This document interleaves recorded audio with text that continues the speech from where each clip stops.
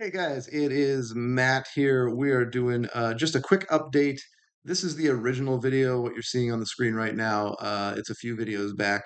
So if you want to go back and watch this one, it explains the back test that I did on a strategy that was written about in a research paper. And we're going to just do an update because I have been trading this with real money. My dog is so upset she's growling right now.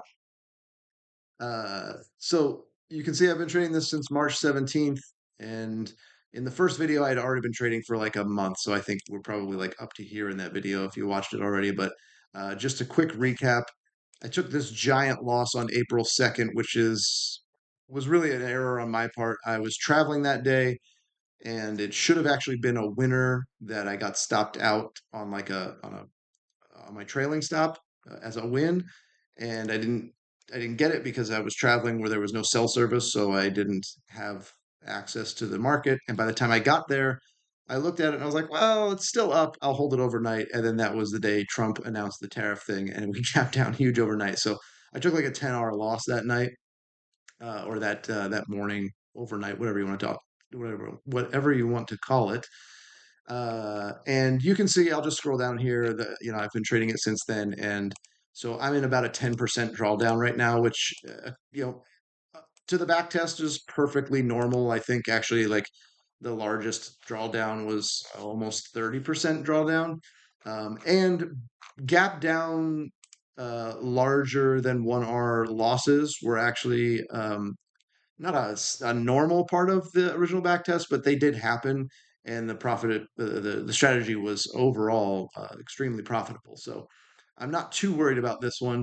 You can see though, just for giggles, if we make this a break even trade, I would be just about breaking even here. Uh, this doesn't really include fees or anything, so I'd be just about breaking even with that. But such is not the case. I did not break even there, and I did not even win like I should have had I been following the system.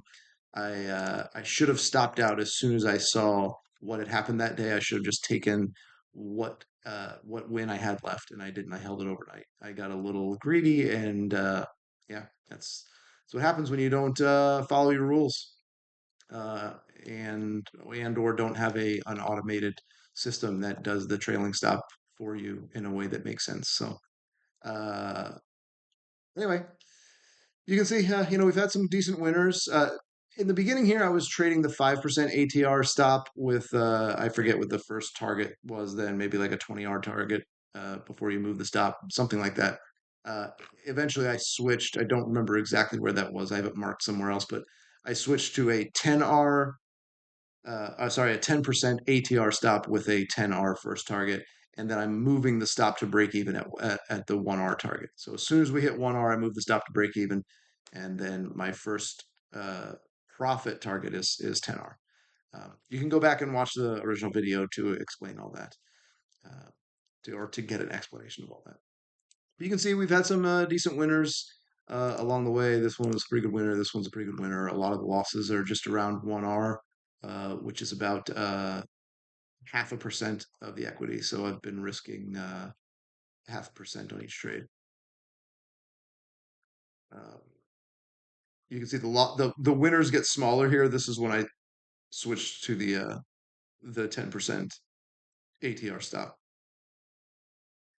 But yeah, this was a break even trade that took 3 trading days to get back to break even. A small winner here. So, since that big loss, it's been kind of acting just as I would expect it to act, a bunch of little losses and then some winners that kind of keep you going. But you can see overall, I'm in again, 10% drawdown, which is perfectly normal, but this is kind of how this system works. You can see the big loss here, but, it's a slow, slow, slow bleed and then a big home run and then a slow bleed and a home run.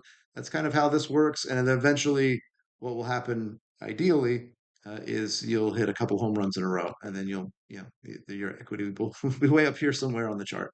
So anyway, I just kind of wanted to update you guys because I told you I was going to be trading it with real money, and it's I started with a $25,000, and then I think originally maybe I was risking a percentage, or maybe I started with 0.5%. Yeah, I guess I started with 0.5%. So it's just a really conservative way to test this. Obviously, if you were more aggressive, you could risk a larger percentage of that original bankroll. But I just wanted to be conservative up front and see how this actually plays out while I'm trading it, clicking all the buttons myself instead of in a backtest. So anyway, that's where we are, guys. I've got some more videos coming. I promise. I know I in my last video I promised you a video on a swing trading strategy that I back tested. I've just been dragging my feet, honestly. I've been busy with other things and some other stuff going on that it hasn't really afforded me the time to make a video. So that's coming, and I do still want to talk about the trading championship, the USIC, and of what value that is to us as a trading community. But anyway, those are the upcoming videos. I hope I'll be doing some traveling this weekend, so if you're leaving comments and I'm not responding, it's because I'm on the road, driving quite a distance to get to my destination. So we'll catch you next time. Take care.